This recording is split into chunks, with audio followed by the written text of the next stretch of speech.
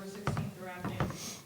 On Tuesday, October 15th, I had a meeting with Mr. Thresh, which he informed me that she had been punished, but could not tell me how, because I understand there's a union that protects her. But I want to know why she still has a job after admitting to put her hands on a student, also a minor. This school has a zero tolerance policy for bullying, and I want to know why it is enforced on students but not teachers, adults who know better. According to state law 3319.14, section A, no person employed or engaged as a teacher, principal, administrator, non-licensed school employee, or bus driver in a public school may inflict or cause inflicted corporal punishment as a means of discipline upon a pupil attending such school. An example of this would be shaking. My son wasn't even being punished. He was asking for help. She had zero time off while this was investigated and was there every day teaching my son while he sat in fear that this could happen again. The only thing that was offered to me was to move my son out of the classroom in which he loves his homeroom teacher. Why should my son have to move for the actions of an adult who couldn't keep her hands to herself?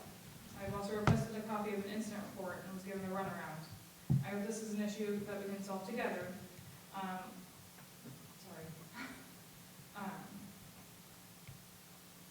That we can solve together, because I will be going to the state board if not. I have already informed Mr. McPhail of this. That's all I have. Okay. All right. Thank you so much.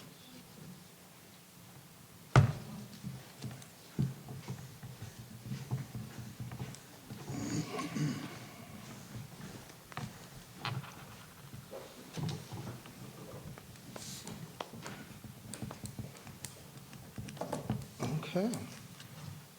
All right, we will move on to item 6, reports of the treasurer. Jill, the floor is yours. I really don't have anything to report on. The floor is not yours. Nope. Okay. Okay, so I guess we don't have to make a motion for that, do we? Well, we do. Do we need to make a motion? Yes. Okay. All right, I do need to entertain a motion for the reports of the treasurer. Ledley. Thank you, Brandon. A second? Hansel. Thanks, Rodney.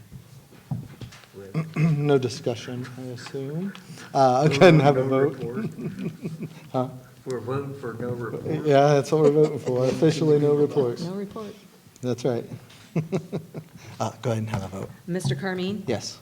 Mr. Hensel? Yes. Mrs. Heidinger? Yes. Mr. Lovely? Yes. All right. Superintendent's report is next on the agenda. Mine's going to be real short also. The only thing I did want to do is just thank, in this agenda, you're going to see quite a few people that have donated funds toward different athletic programs and other things, JROTC, Choral Boosters. There's a lot in this agenda of this month. But there's also a lot of coaches and a lot of volunteers that are, and I feel like we do that each month, and, you know, it's important, but I just wanted to highlight how important those folks are. The people that give to our programs so that we can do the things that we do for our kids, but then also the people that volunteer and also even get paid, just because the supplementals, and I'm sure a lot of people understand, are not actually compensating that person for the amount of time that they're spending coaching that sport. So it's definitely one of those that these people give of themselves to allow our kids to have those opportunities. So I just wanted to just say thank you to all those that we're going to be looking at this evening. Okay. Thanks. All right. Item 8, board reports. Did any board speak? Do we want to talk about anything that we talked about today? We just had our Finance. finance committee meeting today. We talked about our permanent improvement fund.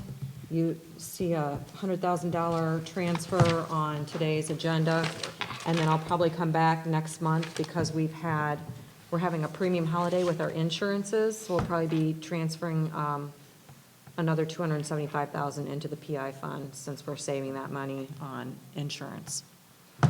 And we just kind of went over items that go into the PI fund, what we've received back from donations or payments, and then items that we've been, expenses that have gone out in the last year up through this month. Normally, there is a policy committee meeting that takes place in October, but due to Senate Bill 29, which we will talk about in the next committee and then the next board meeting, they were very late in getting that out. So those meetings will take place in November, Okay. as well as a curriculum meeting. Okay. Any others? I don't think so. I don't think that's all we had, wasn't it? Okay. Okay, then we'll move on to, so we don't have any old business, so new business, item 10, authorizations and resolutions, sorry. 10A, approve the partnership quote for the battery backup installation of those. And then 10B, we've got a lot of donations there. It looks like for volleyball, boys soccer, and vocal, and JROTC. Thank you so much for those individuals and businesses, it looks like, for those donations. 10C, agreement between the YMCA and the Kent City Schools for the pool usage, October of '24 through March of '25. And then 10D, agreement between Midwest Regional ESC and the Kent School Year for an instructional assistant. And 10E is just a contract between North Central Ohio ESC and Kenton City Schools for an interpreter. That was in our communications that Chad provided us. And then we're approving a transportation agreement between Hardin County Board of DD and the Kenton City Schools. And approving a quote for a box truck with a lift gate. The one that we've got now is, I think, from ages when I was in high school, so I think it's probably time to replace that thing. And then 10H is what Jill referred to, of moving some resources around for the PI fund. 10I, ESC contract for the hearing impaired services. And McBrayer, I-10J for the Rifle Club. And approve 8th grade Washington DC trip. And 10L is the Eluma LLC for speech services. And then 10M, continued participation in the proposal for a procurement of, man, that was hard to say, retail electric services for the billing cycle of 2025. Could I have a motion to accept item 10? Heidinger. Thanks, Tasha. Second? Ledley. Thanks, Brandon. Any clarifications on anything in item 10? With none, we'll take a vote. Mr. Carmine? Yes. Mr. Hensel? Yes. Mrs. Heidinger? Yes. Mr. Ludwig? Yes. Okay, item 11, personnel items. Looks like we've got some hires there. It looks like 11B, that's 11A, 11B, supplemental contracts for non-employee coaches, it looks like pretty much throughout, and musical. 10C, approve the following update on the supplementals for Caden Miller. And 10D is volunteers for the 24-25 school year, contingent on paperwork. 11E, written resignation for Tyler Sparks. 11F, we're adding some hours to bus driver. I think that was in the communication that Chad sent out to us today, I think. And then we're approving a mentor, Amy Boone. We've got interim custodian, maintenance supervisor, Steve Dye. Resignation for Tyler Alexander. And then approve Brian Rader as the maintenance per year. So hiring there, 11K. Following substitutes for the 24-25 school year. And then we're Shane Wood with the JROTC substitute. I think he's done that a couple other times for us. And then 11M, there's a resolution. I think you guys have had a chance to read through that. And it does continue over onto the next page. And then, I guess all page 7, I guess, isn't it? And then over onto page 8.